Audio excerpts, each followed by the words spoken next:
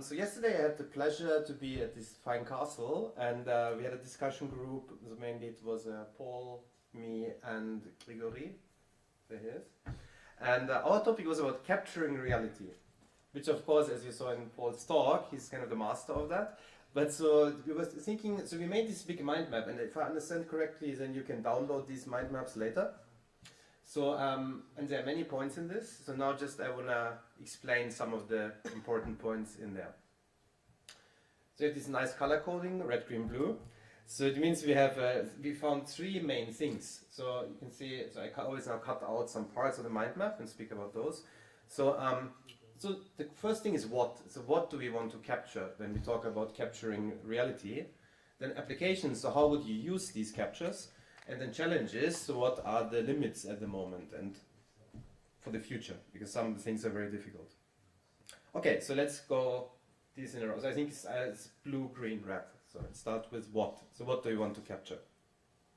So as you saw in the talk, talk before, right? So there is this capture of static environments and artifacts, and there's lots of hardware available for these kind of things, but they all have their issues, right? So resolution should always be higher, and speed should always be faster, etc. So that this scanning hardware. But then there's the other thing below is about capturing live, right? So, so if you have, for example, now you want to capture what's happening in this room, we need some other technology. So just capturing the light field, well, it would work, but I think with what you showed, it wouldn't work with the rotating thing. Yes, right, and okay, you just saw that, so I think everybody saw that, so I don't repeat that. But, so then the question, and I think somebody asked this very good question after Paul's talk, so what about this, right? So what about how do we capture moving things? And I think in our view, so one of the most advanced things is this, yeah? So there's this Sharam Izadi, so he has this startup, Perceptive.io, and there they did many amazing pieces of work. And you can see what they're capturing here, right? So they're capturing the surface in extremely high detail and extremely high speeds. And I mean, Izadi, he has produced 20 of these systems. I think this is the most recent one, which I saw in December in Bangkok. He was presenting that. I think this is like, I believe 150 frames per second, and like kind of millimeter detail on the surface. So if you want to capture these kind of sports performances and so on. But this is a very different approach, right? So this is not capturing the light field. Instead, this is capturing the geometry in very high detail. And because also they use many cameras, so they can, well, not really reconstruct the material, but they can get a pretty good idea how the object will look like from different directions. Right. So I guess maybe this could be combined with a light stage. I'm not sure. Maybe. Right, so this was about capturing moving things. This is very interesting. Okay, and then there was the other area. So what about applications? So what can we do when we capture? We saw in great detail in Paul's talk how we can use this for entertainment. So how we can have virtual actors, or how we can use it for VR to create realistic backgrounds. But so this is, I think, very interesting is about teleportation. I don't know if you've seen this work, but I mean, this is also in Star Trek, right? So in Star Trek, it's they can always take one person from one space, put them in another one, by disassembling the atoms and then assembling at another place. But okay, this is probably too hard to do. So instead, you can do it with augmented reality. And also Izadi made some very, I think, groundbreaking work when he was at Microsoft Research. So you can see this, right? So he wants to play with his daughter. Now daughter is in another room, and she's captured. Similar performance capturing system which we saw before. And you can see it's extremely realistic. And well, you can walk around, and even now, okay, they did this kind of cleverly, so they're the same objects like in the other room. So then it looks like the virtual character is sitting on the real objects in your environment. Yeah, and I mean, this you can imagine, this has so many applications, right? Because this is kind of like the video conference of the future, because you not only can speak to each other, but you can interact. Yeah? They can play together. Like imagine the doctor doing some consultation for a patient. So if you have this very high performance, high precision capture, yeah, this enables many interesting applications.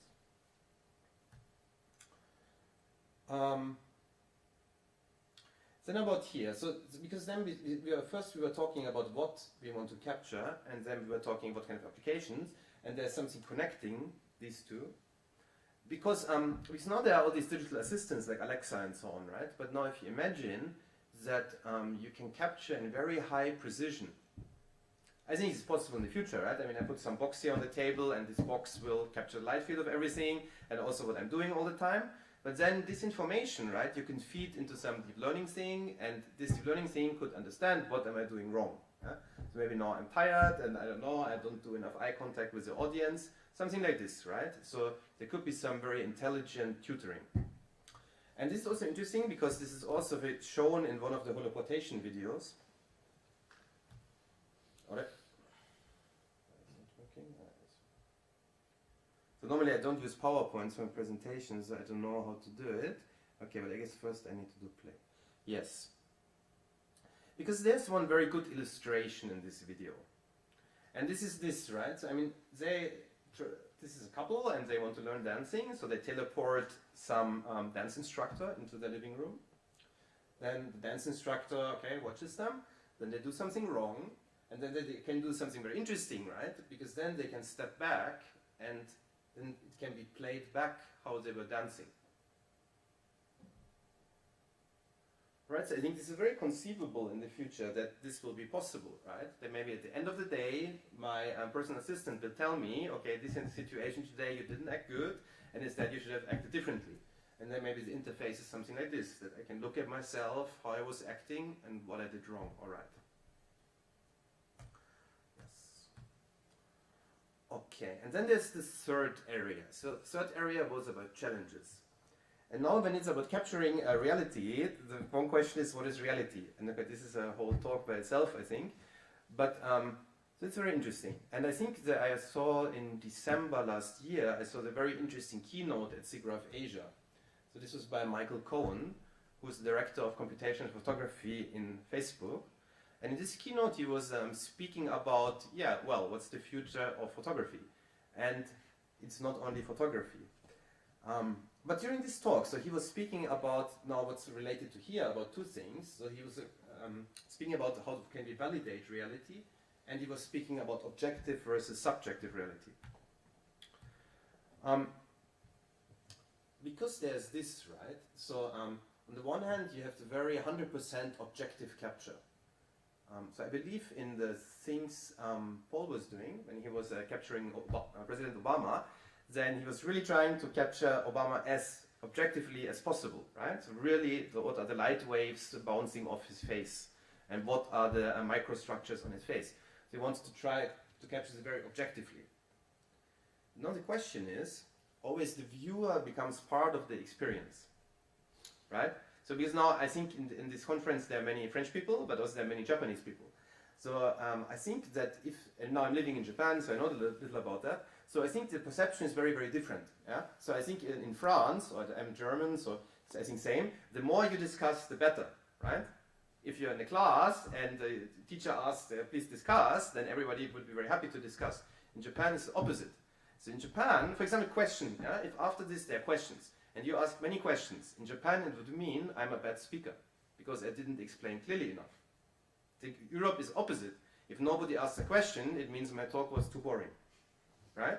But so what does it mean, right? So this means if my talk, a Japanese person listens to my talk, or I would somehow want to record this experience of listening to the talk, or a Western person, it would be very different. So and this is the point Cohen was making in his talk. So he's making in his talk is it becomes very important to capture these subjective moments. And this subjective depends on so many things, right? On your culture, on your mood, etc., etc. So there's something interesting about that, right? So capturing reality is not just objective, but also you can think about capturing the subjective qualities. And a similar objective-subjective thing is in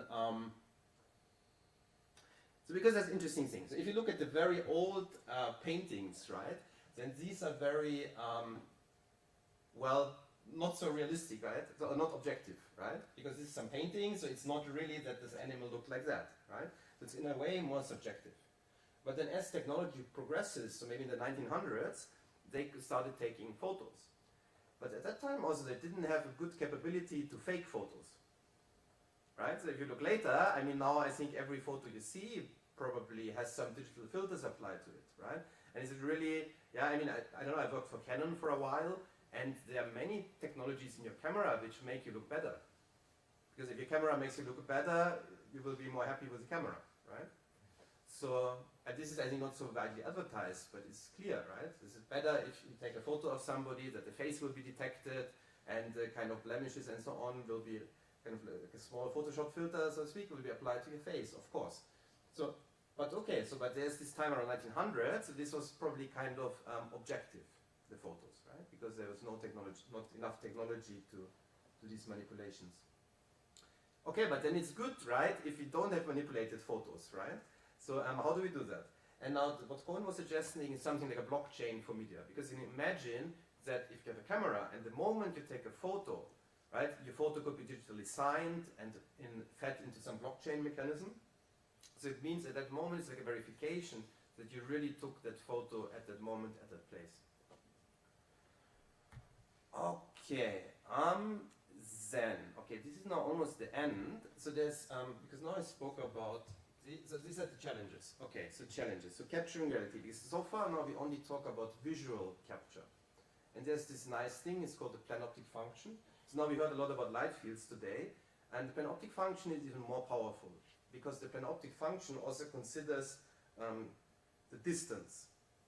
Now, because light fields usually are parameterized, I have two planes, and then through these two planes I have one vector. So basically, more simply speaking, yeah, I have a sphere, and then I look at the different directions that I can look out of the sphere. But the panoptic function also takes a distance. If you imagine this room would be full of smoke, then it wouldn't be enough just to know my viewing direction, but it's also important where I stand, because the further I'm in the back, the more smoke would be accumulated in my viewing direction, the less I could see, right? So when you have participating media, this is important. But okay, but this is like based on physics and based on the wave nature of light, and this really describes what's happening on the wave level. But now what about the other senses?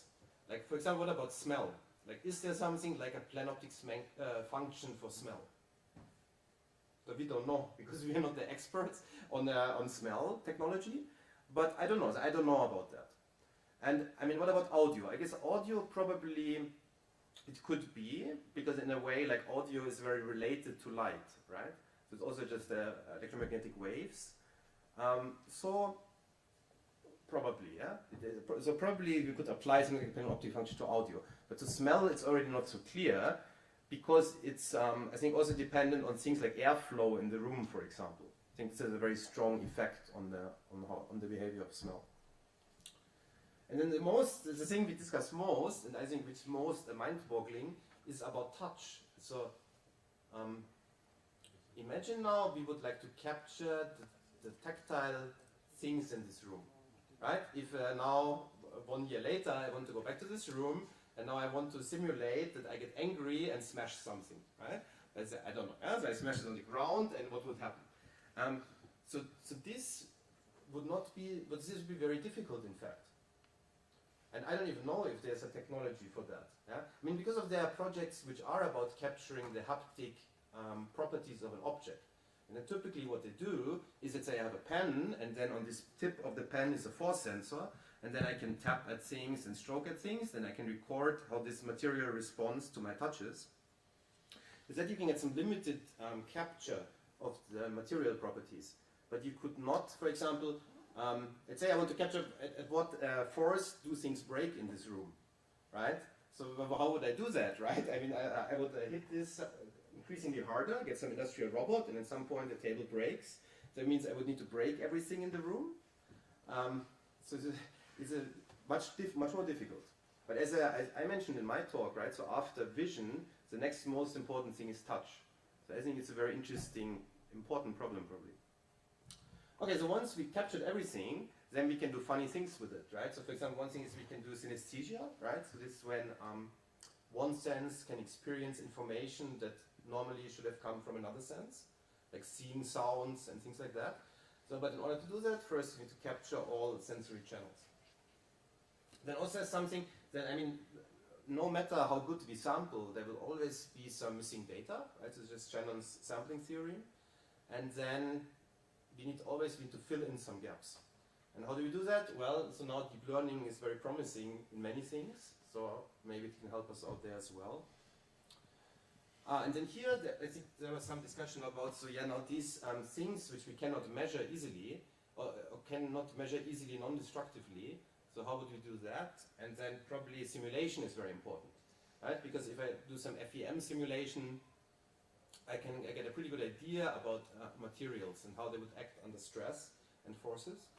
So that might be a good idea. All right, so this was it. So this will be online, and yeah, let's discuss. So I don't know, the next presentation now, or discussion now, or how does it work? At the end of the session, there will be the Okay, so now discussion.